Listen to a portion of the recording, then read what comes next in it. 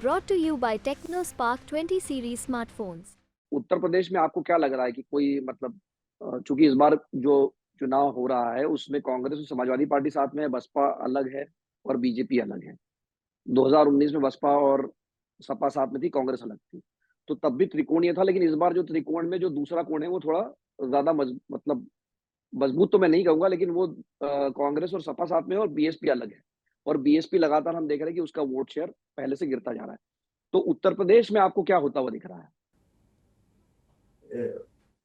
मराठी भी 1.25 लाख का होता है। बीएसपी कितना भी गिर जाए तो कांग्रेस से तो उसका वोट शेयर ज्यादा ही रहा है ना। ये तो मतलब वेल स्टैब्लिश्ड बात है। मेरे दूसरी चीज, भाजपा के लिए दिक्कत यह है, वहां पे पता नहीं क्यों किस कारण से, लेकिन उत्तर प्रदेश भाजपा एकमात्र भाजपा के लिए राज्य है जहां भाजपा ने टिकट ही नहीं काटे हैं। पुराने लोगों को वैसे के वैसे जितने भी अलोकप्रिय सांसद थे, सारे अलोकप्रिय सांसदों को टिकट दे दिया गया। बहुत सारे इंपोर्ट्स को टिकट दिया गया। तो टिकट चयन में और इसमें जो गलतियां हुई हैं उसके कारण भाजपा को जिस तरीके की एक तरफा जीत की उम्मीद थी, शायद वो कहीं पे लोग कह रहे हैं कि अटक गई है।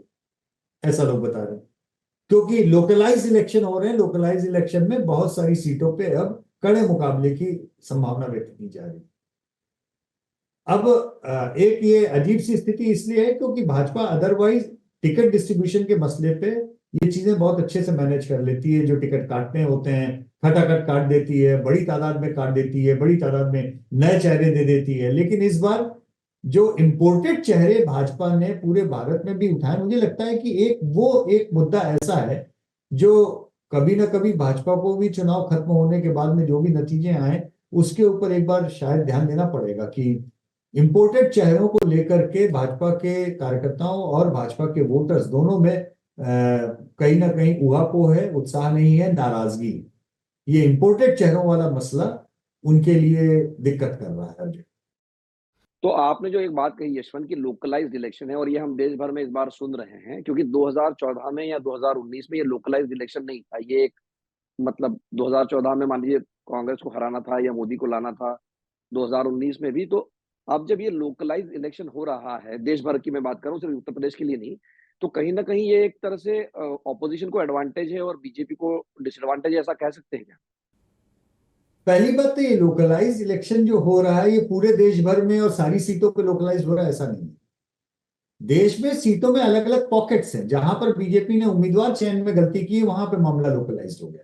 जहां उनके देखिए, एक बात से बिल्कुल मिलित, मुझे कोई दो राय नहीं है कहने में, पूरी जिम्मेदारी के साथ में कह रहा हूं, देश में चुनाव मोदी के नाम पर हो रहा है। लोग मोदी के पक्ष में या मोदी के विरोध में वोट कर रहे हैं।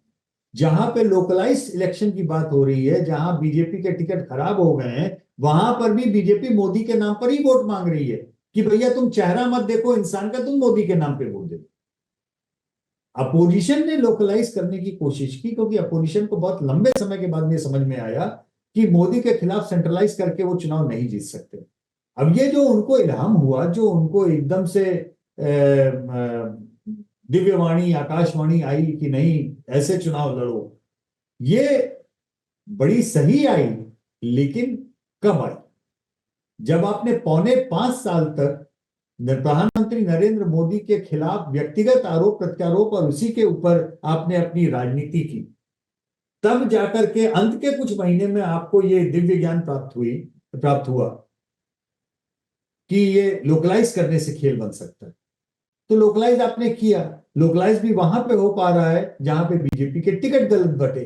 कितने गलत बटे, कितनी जगह पे आप कर पाएंगे और कितनी जगह पे उसका लाभ उठा पाएंगे? तो बेसिकली गलत टिकटों पे लोकलाइजेशन को बीजेपी सेंट्रलाइज करने की कोशिश कर रही है मोदी के धुआंधार प्रचार से और उनके आग्रह से कि आप गलत आदमी का भी मुंह मत देखो, आप मुझे वोट दे दो। उसका कितना असर पड़ेगा? तो ये पहली बात, तो लोकलाइजेशन कोई ये अपोजिशन के प्रोएक्टिव अप्रोच से नहीं हुआ। वो लोकलाइजेशन जो हुआ वो लिमिटेड पॉकेट्स में हुआ, बीजेपी के गलत टिकट सिलेक्शन के कारण हुआ। वहां से वो विंडो ऑफ अपॉर्चुनिटी लोकलाइजेशन की कुछ सीटों पे खुली विपक्ष के लिए। इसमें बहुत ज्यादा रीड करने की बात नहीं है। ये भी बीजेपी की गलती से हुआ जो विपक्ष को लोकलाइजेशन करने का मौका मिला कुछ सीटों पर। कोई विपक्ष ने अपनी ओर से बहुत स्ट्रेटेजी बना के कि नहीं नहीं हमको तो मोदी को टच ही नहीं करना है, हमको तो यही बात करनी है, कहाँ किया उन्होंने? 4.5 साल किया क्या? अब अंतिम 3-4 महीने में आप सोचते हैं हम लोकलाइजेशन कर लेंगे और उसका हम 4.5 साल की अपनी सारी चीजों को धो देंगे। मुझे लगता है कि थोड़ा सा लॉन्ग शॉट है। क्या रिजल्ट आएंगे, रिजल्ट हम देखेंगे, वो जो भी है वो अलग विषय है, लेकिन स्ट्रेटेजी के हिसाब से मुझे लगता है कि लॉन्ग शॉट